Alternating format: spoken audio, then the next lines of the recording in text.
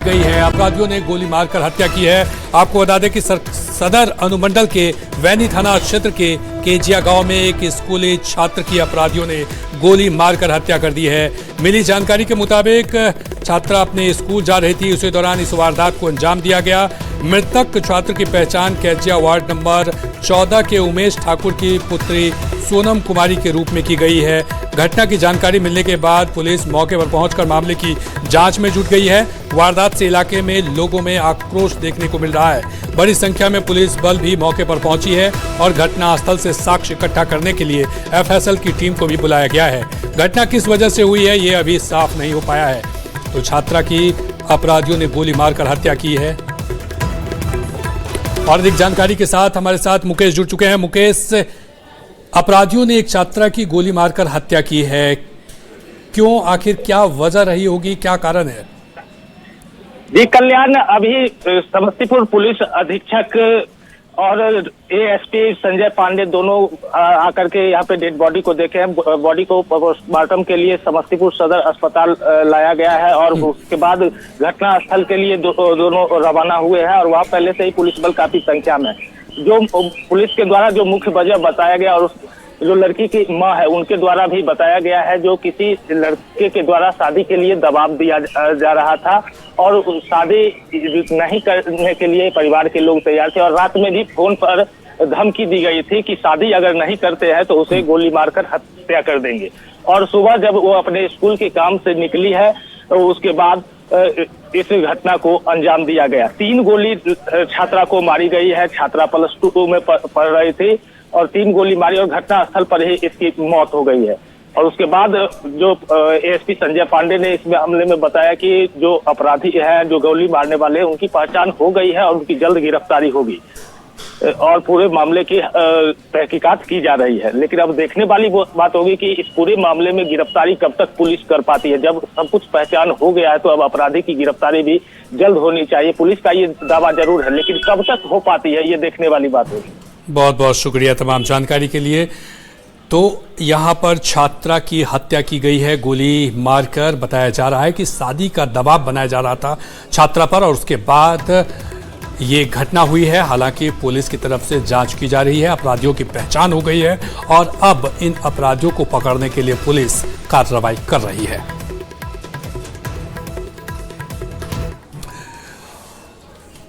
और अगली बड़ी खबर पटना से है, जहां जेवर दुकानदार के घर पर भीषण लूट हुई है। बड़ी खबर आपको बता रहे हैं पटना से, जहां पर करीब 40 लाख के गहने की डकैती की बड़ी वारदात को अंजाम दिया गया है। घटना भगवानगंज थाना क्षेत्र की है। चांदनी अलंकार आभूषण दुकान और उसी परिसर में स्थित घर है। बीती रात करीब 10 की संख्या में अपराधी घुस गए। परिवार के मुताबिक अपराधी घर के पिछले हिस्से से सीढ़ी लगाकर घुसे थे। अपराधियों ने सबसे पहले ताला तोड़ा और घर में सो रहे सभी लोगों को बंधक बना लिया और करीब 40 से 50 मिनट तक घर में तोड़फोड़ और लूटपाट की घटना को अंजाम दिया। इस दौरान अपराधी करीब 200 ग्राम सोने के जेवर और 30,000 रुपए लेकर फरार हो गए। पुलिस अब पूरे मामले की पड़ताल में जुट गई है। 200 ग्राम सोने की और चांदी, कुछ किलो चांदी के आभूषण की डकैती की बात अभी तक सामने आ रही है। पीड़ित पक्ष से आवेदन लिया जा रहा है और जितने भी इसमें बदमाश संलिप्त हैं उनके पे जांच करते हुए अगली तक कार्रवाई की जाएगी और जल्द से जल्द छापेमारी करते हुए उनकी गिरफ्तारी सुनिश्चित की। चलिए अमरजीत और अधिक जानकारी के साथ जुड़ गए हैं। अमरजीत, पटना में भीषण डकैती हुई है। एक जेवर दुकानदार के घर में ये भीषण डकैती हुई है। क्या कुछ पुलिस कर रही है इन अपराधियों को पकड़ने के लिए? पुलिस की तरफ से सीसीटीवी खंगाले जा रहे हैं। आसपास में जो सीसीटीवी लगे हुए हैं उनको खंगाला जा रहा है और जिस तरह से सिटी एसपी पूर्वी शैलजा ने बताया कि जो है यहाँ पर डकैती की घटना हुई है। भगवानगंज थाना क्षेत्र का ये मामला है और भगवानगंज में ही है ये इलाका और घर में ही घर के नीचे दुकान है और घर के ऊपर में जो है घर है, परिवार रहता है। सीढ़ी के सहारे से जो बदमाश है वो घुसे। उसके बाद दीपक सोनी जिनका जो है ज्वेलरी की दुकान है उनको जो है घर में ही बंधक बना लिया। उनके परिवार के सदस्यों को बंधक बना लिया और उसके बाद जो है लगभग 50 मिनट तक लूटपाट की घटना को अंजाम देते रहे। सुबह में जो है जब जो है पुलिस को ये जानकारी हुई तो पुलिस मौके पर पहुंची और जांच शुरू की। इसमें सिटी एसपी पूर्वी भी मौके पर पहुंचकर जांच शुरू की, पूछताछ की है। फिलहाल जो है अभी तक उन अपराधियों की पहचान नहीं हो पाई है और जिस तरह से बताया जा रहा है कि 10 की संख्या में अपराधी थे और 40 लाख लगभग जो है लूट की घटना को अंजाम दिया है। तो ये बड़ी वारदात है और इलाका जो है काफी रिमोट इलाके में पड़ता है और इसी की वजह से जो है घटना को अपराधियों ने आराम से अंजाम दिया और निकलकर फरार हो गए। जी बहुत बहुत शुक्रिया तमाम जानकारी के लिए अमरजीत। तो जेवर दुकानदार के घर में ये भीषण डकैती हुई है। 10 की संख्या में अपराधी घुसे थे और करीब 40 लाख के गहने की डकैती की बड़ी वारदात को अंजाम दिया है। करीब 40 से 50 मिनट तक घर में तोड़फोड़ और लूटपाट की घटना को अंजाम दिया। इस दौरान परिवार वाले को बंधक भी बनाकर रखा।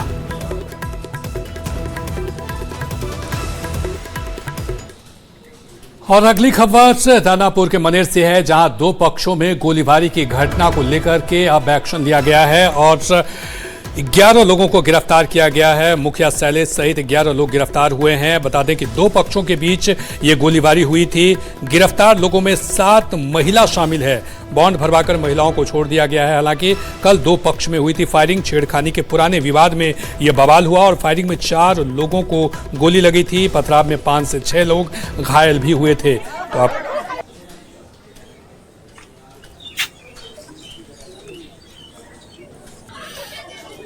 तो ये तस्वीरें हम आपको दिखा रहे हैं कि कल 2 पक्षों में बवाल और इसके बाद फायरिंग की गई। फायरिंग के में कम से कम 4 लोगों को गोली लगी और इसके बाद पथराव में 5 से 6 लोग घायल भी हुए हैं।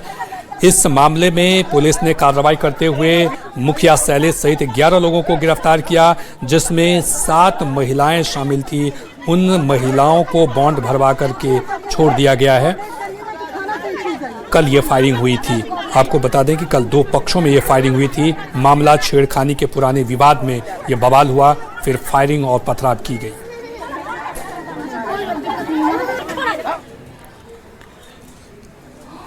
और अगली खबर शेखपुरा से है, जहां 68 लाख रुपए की निकासी की गई है एक बैंक अकाउंट से। जी हां, ये शेखपुरा की आपको खबर बता रहे हैं, जहां हैरान करने वाला ये मामला है। दिव्यांग युवक मनीष पासवान के बैंक खाते से अचानक 68 लाख रुपए से अधिक की राशि दिखाई देने लगी। मनीष पासवान अररिया प्रखंड के रामपुर गांव का रहने वाला है। जानकारी के मुताबिक युवक पेंशन के 500 रुपए निकालने सीएसपी पहुंचा था, लेकिन बैलेंस देखकर वह खुद भी हैरान रह गया। मामले की जानकारी तुरंत बैंक प्रबंधन को दी, जिसके बाद राशि कहां से आई इसकी जांच शुरू कर दी गई है। वहीं युवक की ईमानदारी की भी इलाके में खूब चर्चा हो रही है।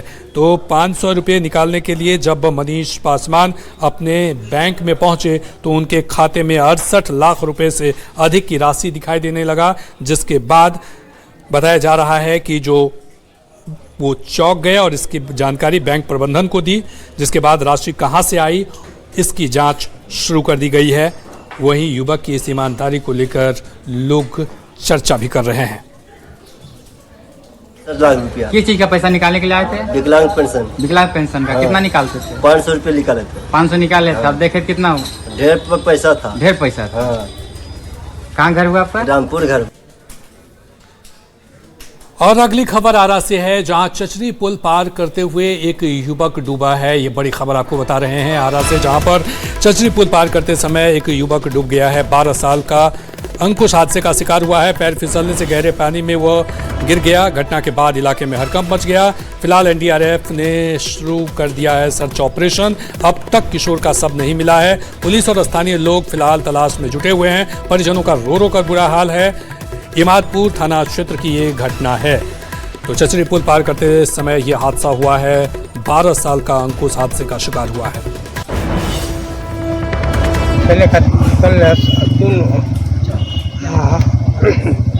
बीच में आग पहले खती जाएगी केने आग से तब आगे आगे वो रहे बड़ा था, तो वो गिरल तो वो तो पौरत रहे तो वो निकल गिलक। आ ये गिरलन तो ये डूब गिलन, तो वो हलो ना कैलक नो। हाला करी तो कर कितना कुल के हाला करी, अगल बगल आदमी रहल।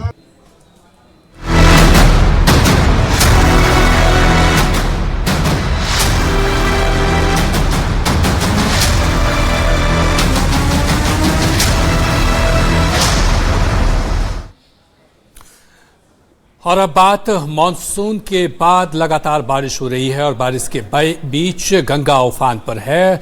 आपको बता दें कि दीघा घाट पर गंगा का जलस्तर लगातार बढ़ रहा है।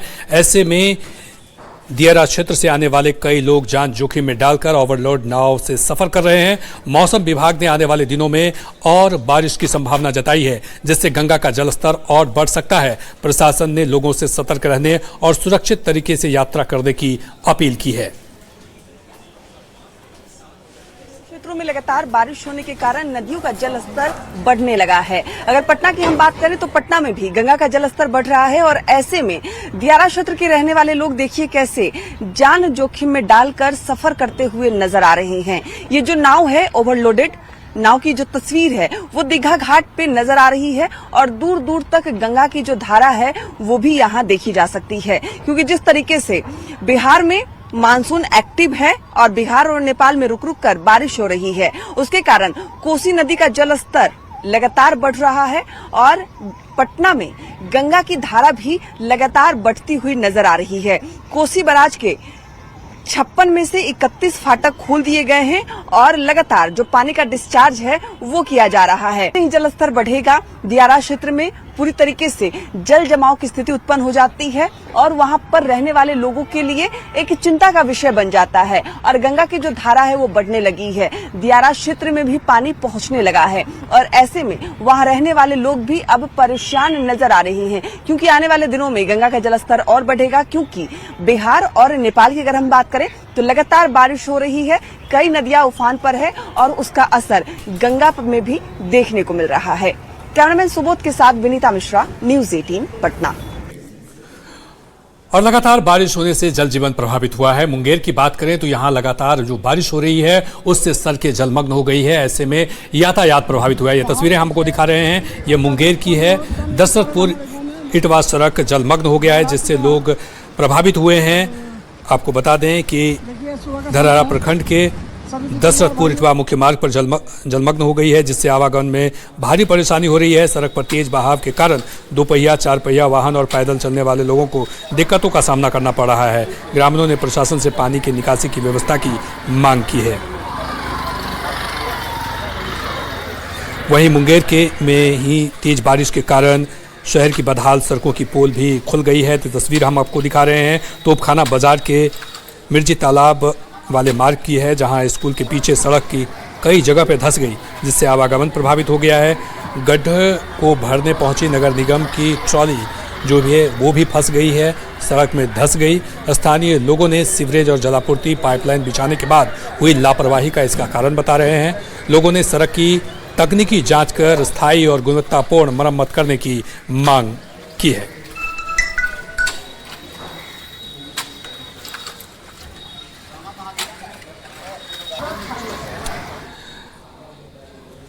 और मानसून सत्र जारी है। ऐसे में कल सर्वदलीय बैठक बुलाई गई थी, जिसमें संजय झा भी मौजूद थे।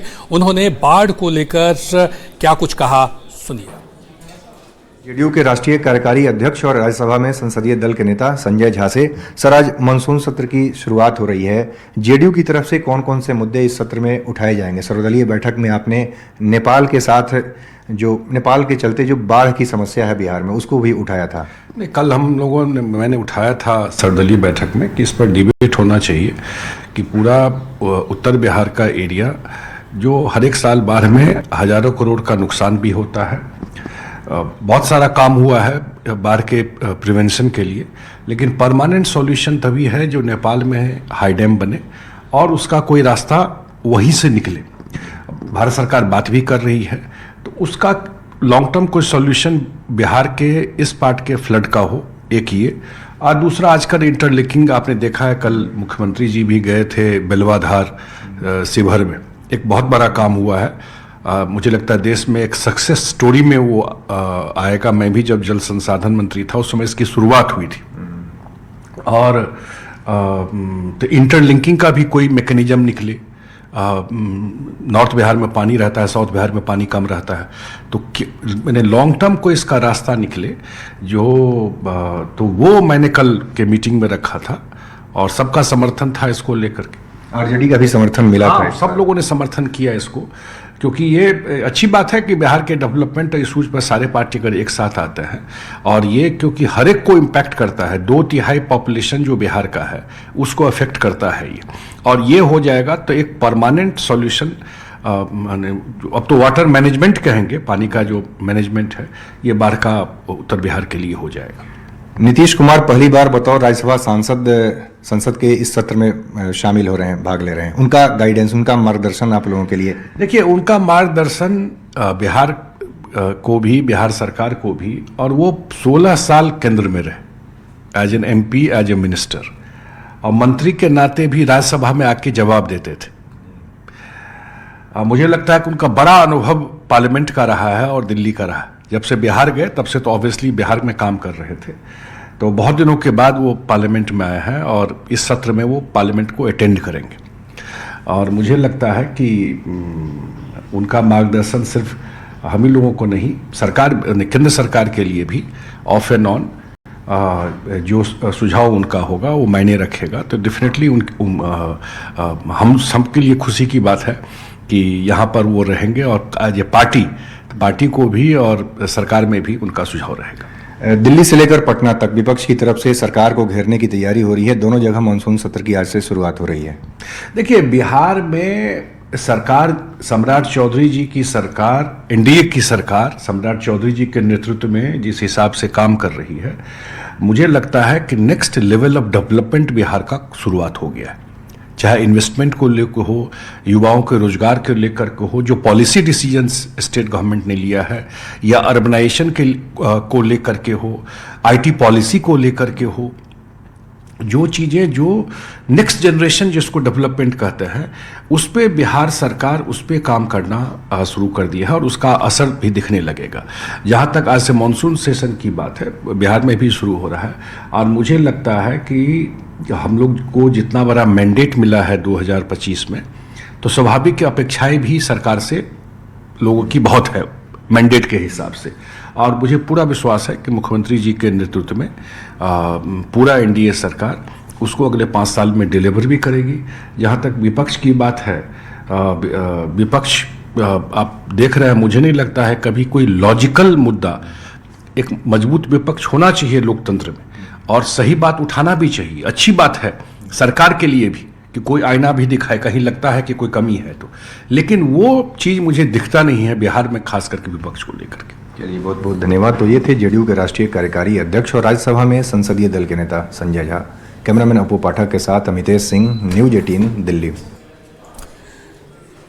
वहीं न्यूज 18 से बातचीत में सीता सोरेन ने बड़ा बयान दिया है। उन्होंने कहा है कि उन्हें अपने घर यानी JMM की याद आ रही है। उन्होंने कहा कि आज बीजेपी में निस्वार्थ भाव से हूं, बीजेपी में कोई जिम्मेदारी नहीं मिलने पर सीता सोरेन ने कहा कि राज्य में लगातार पार्टी के मुद्दे को मैं लगातार उठा रही हूं। साथ ही साथ संताल में आदिवासियों की संख्या घटी है, इस पर काम कर रहे हैं। तो ये सीता सोरेन ने न्यूज 18 से बातचीत में कही है। से क्या बीजेपी से ऐसी कोई जिम्मेदारी आपको मिली है, जो कि आप वरिष्ठ विधायक रही हैं, तो क्या जिम्मेदारी आपको पार्टी कुछ नहीं दी कि आप ये काम कीजिए, कुछ ऐसा कोई? देखिए, हमारी जो जन भावना है, क्योंकि हम जिस घर से आते हैं, पूरा झारखंड को बनाए, अलग राज्य करवाए, और हमारी जन भावना है कि हम इस तरह का काम कर रहे हैं आज तक। लेकिन पार्टी के जहाँ तक जिम्मेवार देने की बात है, पार्टी वो उसके लिए विचार करेगी, क्योंकि हमारा जो कर्तव्य है वो हम काम कर रहे हैं। JMM घर की याद आती है, कभी ऐसा लगता है कि बीजेपी में आने का फैसला सही रहा, गलत रहा, कुछ ऐसा लगे तो वापस अपने घर JMM लौट जाएं?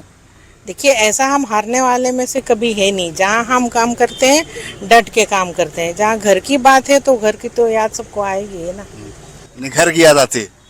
घर की याद तो आएगी ही, लेकिन हम जहाँ काम करते हैं वहाँ निस्वार्थ भाव से काम करते हैं। संजय सिन्हा और अधिक जानकारी के साथ हमारे साथ जुड़ गए हैं। संजय, सीता सोरेन ने बड़ा बयान दिया। उन्होंने कहा कि JMM की याद आती है, भले ही हम स्वार्थ भाव से बीजेपी में काम कर रहे हैं, लेकिन याद जो है अपने घर की आ रही है। ये भावना से जुड़ी होती है, मतलब दिल के किसी कोने में घर आज भी है, और घर से अगर बुलावा आए तो शायद परहेज भी नहीं है, और शायद कोशिशें अंदर से जारी भी होंगी लेकिन सबसे बड़ी बात आपको बता दें कि यहाँ पर सीता सोरेन ने, जिससे कि सभी देखे 3 बार की विधायक रही हैं, जेएमएम से रही हैं, बीजेपी में शामिल हुई हैं और बीजेपी में फिलहाल इन्हें कोई जिम्मेदारी नहीं मिली है। हालांकि पार्टी की ओर से इन्हें विधानसभा का टिकट दिया गया है, आपको जामा से, फिर दुमका से इनको दिया गया, लोकसभा का टिकट दिया, फिर जामताड़ा से दिया गया। कहने का पार्टी की ओर से कोई कोर कसर नहीं छोड़ा गया है, हर बार मौका दिया गया है। लेकिन कहते हैं कि वोट बैंक का भी अपना समीकरण होता है, जब आप घर बदलते हैं तो नई जगह, नई पहचान बनाने में मुश्किलें आती है। जाहिर है कि जामताड़ा सीता सोरेन के लिए नई जगह थी, तो सीता सोरेन संथाल में भी लगातार एक्टिव है, लेकिन सवाल इनका कर्म क्षेत्र रहा है जामा। तो दिल के किसी कोने में जामा है। जामा का अगर आप पृष्ठभूमि देखेंगे तो 3 बार उन्होंने जीत हासिल की है, तो जीत हासिल की उन्होंने जेएमएम के टिकट पर हासिल की है, कैडर वोट वहाँ जेएमएम का ज्यादा है। तो वैसी स्थिति में कहीं लगता है कि अगर राजनीति में इन्हें आगे बढ़ना है, और जहां उन्होंने सियासत पिछली बार छोड़ी थी, जो कहते हैं कि एक विधायक के सफर के तौर पर जहां उन्होंने अपना पिछला कदम छोड़ा था, उस कदम को अगर आगे बढ़ाना है तो कहीं से भी कर सकते हैं कि वास्तव में चाहे तो सीट जामा वाला हो, जो सुरक्षित सीट है, पार्टी की ओर से दोबारा मौका मिले, या फिर कह सकते हैं कि घर वापसी हो जाए ताकि उनका सफर आगे का फिर मुकम्मल हो। कुल मिलाकर देखिए, राजनीति में जो बयानबाजी होती है वो बयानबाजी दिमाग से होती है, क्योंकि काफी कुछ सोच कर बोलना पड़ता है, लेकिन मुस्कुरा कर जो आधा अधूरा बोला जाए, समझ जाइए दिल की बात वही। जी, निश्चित तौर पर ये बयान सियासी बयान है और देखना होगा कि आगे इस बयान को लेकर के क्या कुछ राजनीतिक बयानबाजी सामने आते हैं। बहुत बहुत शुक्रिया तमाम जानकारी के लिए। और बड़ी खबर मुजफ्फरपुर से है, जहां नवविवाहिता की मौत हुई है। ये खबर आपको मुजफ्फरपुर से बता रहे हैं, जहां पर घर के कमरे में फंदे से झूलते मिला है शव। मोतीपुर के नरियार नवादा की ये घटना है। विजय और अंजलि के शव बरामद किए गए हैं। 3 महीना पहले हुई थी दोनों की शादी। पुलिस और एफएसएल की टीम जांच में जुटी है। पानापुर के हरशेर का रहने वाला था विजय। आपको बता दें कि मुजफ्फरपुर में नवविवाहिता जोड़े की संदिग्ध मौत हुई है। प्रियांक और अधिक जानकारी के साथ जुड़ गए हैं। प्रियांक, नवविवाहिता जोड़े की यहाँ पर मौत हुई है, फंदे से लटका मिला, ये शव मिला है, क्या कुछ जानकारी इस बाबत आपके पास? जी, मामला जो है वह मुजफ्फरपुर के मोतीपुर थाना क्षेत्र के नरियार नवादा वार्ड 10 की है और वहाँ पर देर रात जो पति पत्नी है विजय और अंजलि, जिनकी हाल ही में शादी हुई थी और उन दोनों की संदिग्ध स्थिति में मौत हुई है। दोनों का शव जो है फंदे से लटका हुआ मिला है। जैसे ही शव लटकने की बात सामने आई है, मामले में पुलिस इसकी मामले में जांच में जुट गई है और फिलहाल जो है दोनों के शव को पोस्टमार्टम के लिए भेज दिया गया है। लेकिन यह बेहद ही चौंकाने वाला विषय है कि कहीं ना कहीं जिस तरीके से 3 महीने पहले ही दोनों की शादी हुई थी और फिर ससुराल आए युवक और उनकी पत्नी जो अपने मैके में थी, दोनों साथ में थे और अचानक दोनों की संदिग्ध स्थिति में फंदे से लटककर मौत हो गई है। तो ये पूरा मामला अब आत्महत्या क्या है या हत्या है, ये पूरे मामले की जांच में पुलिस जुट चुकी है। फिलहाल जो परिजन है, लड़का पक्ष के परिजन है, वो लड़की पक्ष के जो लड़की के माता पिता है पर हत्या का आरोप भी लगा रहे हैं। पुलिस पूरे मामले की जांच में जुटी हुई है और पुलिस जांच में ही पता चल पाएगा कि हत्या है या आत्महत्या है। जी, बहुत बहुत शुक्रिया तमाम जानकारी के लिए प्रियांक। तो नवविवाहिता जोड़ी की मौत हुई है। हालांकि पुलिस और एफएसएल की टीम मौके पर पहुंचकर फिलहाल मामले की जांच में जुट गई है कि आखिर इस मौत के पीछे की वजह क्या है।